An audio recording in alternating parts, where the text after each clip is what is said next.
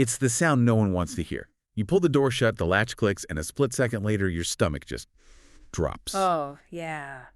That feeling. You realize the keys are still on the kitchen counter. You're standing there, maybe it's raining, maybe you're just in your socks, and you feel that sudden, sharp vulnerability. It's that moment the reptilian brain takes over, panic sets in. And unfortunately, that panic is exactly what a very specific, very predatory industry is banking on. That is the rabbit hole we are going down today. Wow. We're looking at the world of residential locksmithing in Los Angeles. And honestly, before I looked at the research, I thought this was going to be a pretty dry conversation. About keys and tumblers. Exactly. But it's not. It's this mix of legal loopholes, mechanical engineering, and what I can only describe as security theater. It really is. Because there's a massive gap between just locking your door and actually securing your home.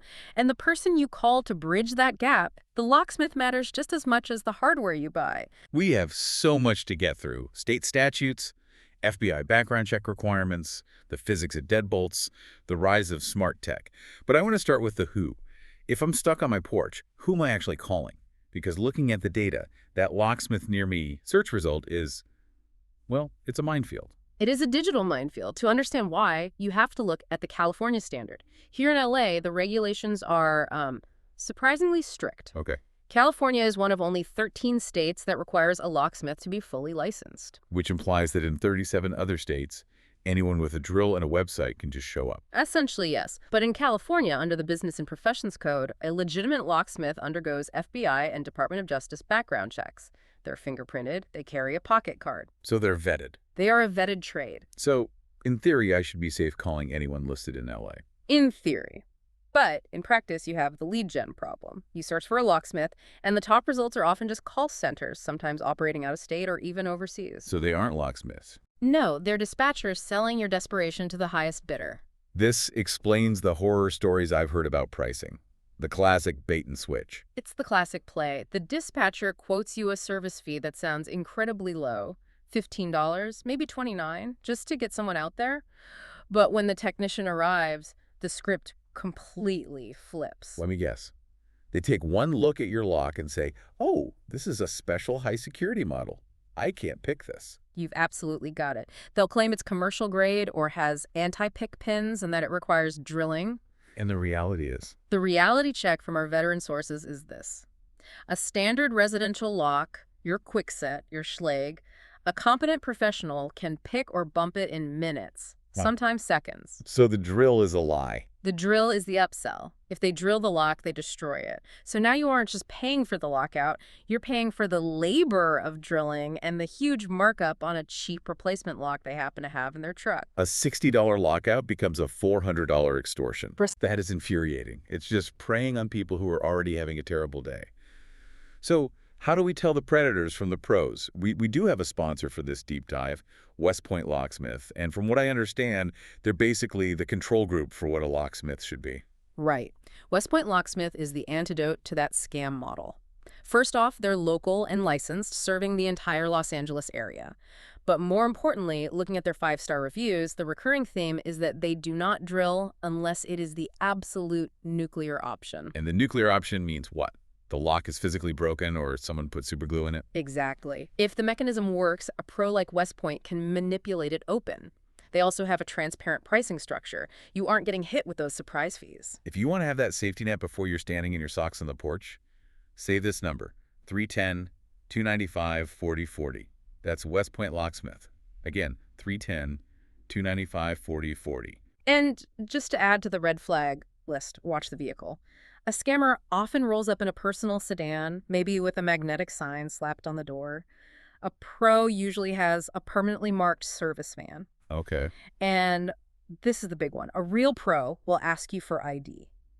That seemed counterintuitive to me at first. I'm the customer. Why are you carding me? Because they're about to break into a building. A licensed pro needs to verify residency. They need to know they aren't helping an angry ex-boyfriend or a burglar gain access. That makes so much sense. If the locksmith doesn't care who you are, run. Okay, so we've navigated the scam. Now let's talk hardware. I feel like whenever someone moves into a new place in LA, the first instinct is to go to the big box store and just buy all new handles and deadbolts.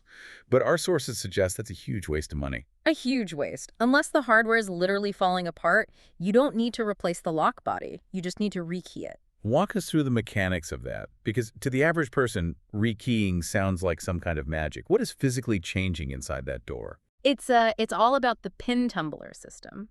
Inside the cylinder where you stick the key, there are a series of tiny stacks, usually 5 or 6 of them. Okay. Each stack has a spring, a top driver pin, and a bottom key pin. And the key is what lifts those pins. Right. Your key has cuts of different depths. When the key slides in, it lifts those bottom pins so that the tocks of all of them align perfectly at what's called the shear line. The gap between the cylinder and the housing. Exactly. And that allows the lock to turn. So when you rekey, you're not changing the big metal housing. You're just, what, dumping out those tiny bottom pins? Precisely. A locksmith takes the cylinder apart, dumps the old pins, and puts in new pins that correspond to a completely different key pattern. The old key won't lift them to the shear line anymore. It's physically impossible for the old key to turn that lock. And the cost difference has got to be substantial. Oh, it's huge. Replacing quality hardware for a whole house could be $500, maybe $1,000. Rekeying might be, I don't know, $100 to $200, depending on how many doors you have. But is there a scenario where rekeying isn't enough, where you actually do need to rip the hardware out? Yes, and this comes down to grading. The American National Standards Institute, or ANSI, it grades locks. Most of what you find on a standard home is grade 3. Which I assume is the bottom of the barrel. It's the baseline. I mean, it's fine for privacy, but from a security standpoint, it's not all that impressive. If you want real protection, you upgrade to grade 1. This is commercial grade security that's been adapted for residential use. What's the physical difference? Is it just like heavier metal? It's the metallurgy in the design. A grade 1 deadbolt often has hardened steel inserts inside the bolt itself. So if a thief tries to take a hacksaw to the bolt between the door and the frame, The saw won't bite. the insert just spins. The saw blade skates right off it. You literally can't cut through it. That is a fascinating detail. The bolt actually fights back. Essentially. And also, the throw, how far the bolt extends, is usually longer and more robust. If you're in a high-risk area, or you just want that peace of mind, upgrading from grade 3 to grade 1 is worth the cost. And that's something a pro can assess for you. A pro like West Point Locksmith. They can look at your current setup and tell you, hey, this is solid brass, keep it, or this is cheap zinc die cast, let's upgrade. Speaking of upgrades, we have to talk about the shift to digital, smart locks. I feel like 2025 is the tipping point where physical keys are starting to feel a little vintage. We are definitely in that transition phase. We're moving from possession-based security. I have the key, so I get into credential-based security. Right. And the biggest advantage isn't just not carrying keys around, it's the audit trail. I questioned this when I read the notes. Do I really need a log of when my door opens? It feels a bit Big Brother. Well, think about the service economy we live in. Dog walkers, house cleaners, contractors. With a physical key, once you hand it over, you have lost all control. You don't know if they made a copy? You don't know if they made a copy at a kiosk. You don't know if they came in at midnight. That's a very fair point. The key doesn't have a timestamp. With a smart lock, you give the dog walker a code that only works between, say, 12:00 p.m. and 2:00 p.m. on weekdays. And you get a notification on your phone. Dog walker entered. Dog walker left. You have total command over access. So let's look at the hardware, because the sources were pretty specific that not all smart locks are created equal. Oh, not at all. The market is really segmented. If you are an Apple user, the sources overwhelmingly point to the Schlage and Code Plus. Because of that home key feature. Yes. It uses NFC near field communication. It's not just Bluetooth, which can be laggy or, insecure. It's the same tech as Apple Pay. You just tap your Apple Watch or your iPhone to the lock, and it opens instantly. And it works even if your phone is dead, right? For a few hours, yeah. The reserve battery in the iPhone usually allows it to work. It really solves that dead battery anxiety. Okay, what about for the non-Apple people? Or someone who wants, say, biometric access? The Acquire U100 is getting a lot of traction. It's not the prettiest lock. It's a bit industrial looking, but it supports Matter, which is the new universal smart home standard, and it has a fingerprint reader that actually works really well. Fingerprint seems so much faster than fumbling with a code. Yeah. But speaking of codes, I saw a note about smudge attacks. Is that a real thing? It is very real. If you have a standard touchscreen keypad and your code is 1234, eventually the oil from your fingers builds up on those 4 spots. Oh, wow. So if I walk up to your door and just shine a light on the pad, I can see exactly which 4 numbers you use. I just have to guess the order. That is terrifyingly simple. And that's why the Lockly models are so interesting. They have a feature called Pin Genie. Every time the screen wakes up, the numbers are in different circles. So the number 1 might be top left one time and bottom right the next. Exactly. You're tapping different parts of the screen every single time. There's no smudge pattern to trace. It's a brilliant example of software solving a physical security flaw. Now, we have to balance this. The sources weren't kind to everyone. There was some criticism of quick-set smart locks. Yeah, the feedback there largely centers on the motor noise and the internal gearing. Some users describe it as a loud grinding sound. And from an installation perspective, if the door isn't perfectly aligned, the plastic gears inside some of their lower-end models can just strip out over time. This brings us to what I think is the most important part of this whole deep dive. We can buy the $400 smart lock, we can get the grade 1 deadbolt, but the sources say most of us are completely ignoring the door frame itself. This is the dirty little secret of home construction. You can have a bank vault door, but if it's mounted into a soft wood frame with half-inch screws, it's garbage. Half-inch screws. That's barely holding the trim on. That is standard builder grade. When a builder installs a door, they usually use the short screws that come in the box. And those screws only go into the decorative trim the door jamb. They don't reach the actual 2x4 stud of the house frame. So if someone kicks the door, the wood jamb just splits instantly. The bolt is still locked, but the wood holding it disintegrates. The door just swings open. It takes surprisingly little force. So what's the fix? It sounds like it should be complicated, but the sources say it's like 50 cents worth of hardware. It's the 3-inch screw. You take out those little half-inch screws from the strike plate, that's the metal plate on the frame, and you replace them with 3-inch hardened screws. And those go all the way through the jank. They go through the trim, through the gap, and bite deep into the structural stud of the house. Now, to kick that door in, you have to literally break the frame of the house. It increases the kick-in resistance massively. It's such a simple thing. Does a pro like West Point Locksmith do this automatically? A good pro does. When West Point comes out to install a deadbolt or rekey a house, they aren't just looking at the key. They are checking the strike plate. They are checking the alignment. Right. Because that's another huge factor alignment. If your door sags even a little bit, the bolt rubs against the strike plate. You might not notice it much with a key. You just, twist a little harder. But a smart lock motor feels that resistance every single time. And that just kills the battery. It drains the battery in weeks instead of months. And eventually the motor burns out or the lock jams. This is why the DIY approach can be so risky.